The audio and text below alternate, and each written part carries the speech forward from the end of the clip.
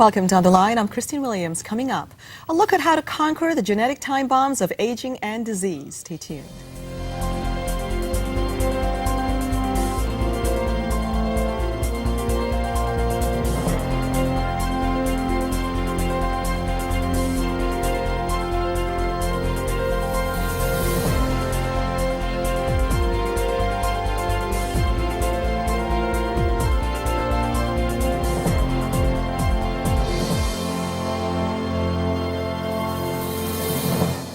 The cosmetic industry is booming as people try to minimize the visual effects of aging. Other issues as we get older, declining mental and physical health, but it doesn't have to be that way. The most effective way to slow down the aging process is from the inside out. And you'll find out how during the next hour. My guest is here to give us tips on how to look and feel great as you age. Dr. James Meschino is on the board of directors at the Academy of Anti-Aging Research. He's also a clinical and research director of the Renaissance Institute of Integrative Medicine, and he's authored 4 books, including the Meschino Optimal Living Program and the Wrinkle-Free Zone. Our lines are open, and we love to hear from you, as you know, so give us a call at any time and try to call in early today. Dr. Meschino, it's great to have you back. Hi, Christine, it's good to see you again. It's been a while. It certainly has been. And you're continuing, as always, your research when it comes to aging. The population is getting older, as they say. Yeah, the population's aging. I mean, I continue to, read the major journals every month where the research is being published and go digging deep to see what's new and are the trends continuing on. And it's never been more important than right now for people to recognize how much they can be doing for themselves in a proactive way to not just slow the aging process, but when you slow the aging process, you are also decreasing your risk of cancer and heart disease and dementia and osteoporosis and other things that can catch up with you and make your life pretty miserable.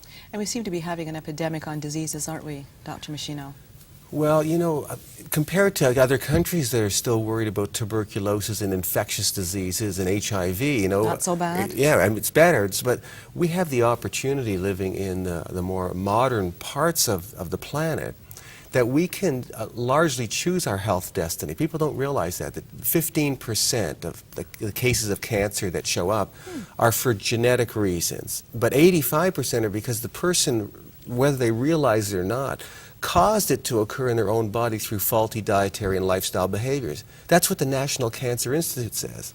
And the same is true for heart disease and stroke, vascular conditions, type 2 diabetes, osteoporosis, largely preventable diseases that actually monopolize the healthcare budget. People have these problems at alarming rates, but these are highly preventable in the majority of cases, and that goes unrecognized. That's really the disturbing part of it. I think it's a very critical point that you mentioned that word choice.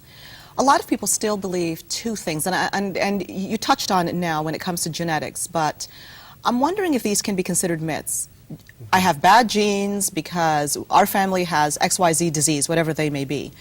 But another side is, as you get older, well, of course you're going to decline. Of course you're going to lose your memory and start again getting to the point where you've got one of the dementias in some form. A lot of people just accept this.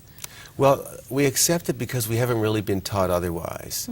And so if you just watch the news every day, you'll see that they discovered a gene for breast cancer, a gene for Alzheimer's. Right. So it looks like, gee, I hope I didn't get those genes. It's all about genes. But I think that the best, sort of example I can cite is there's a genetic type of breast cancer. Most women know this, that if they happen to inherit what's called the BRCA1 mutant gene, that they have a much higher risk for developing breast cancer, as an example. So we know that Ashkenazi Jewish women around the world have the highest occurrence of that genetic defect. That's an established medical fact. It occurs at 2.5% in that population versus less than 1% in the rest of the female population in every country that's been studied. So Jewish women from the Ashkenazi origin tend to have a much higher incidence of breast cancer because the gene is there. But in Brazil, even though they still have the mutant gene and it increases susceptibility, their incidence of breast cancer is not high. And they say, why? They have the gene, why don't they have the cancer? Because lifestyle, how the person feeds Interesting. themselves, if you get nutrients that protect your genetic material, that cause your cells to divide at a slower rate, not a faster rate, and you put nutrients into your body that choke off cancer cells that are emerging, you can still prevent these cancers even if the genetic susceptibility is there. And that's how it is for most diseases. Even if you've got a gene that puts you at risk, it's like the loaded gun. But people pull the trigger.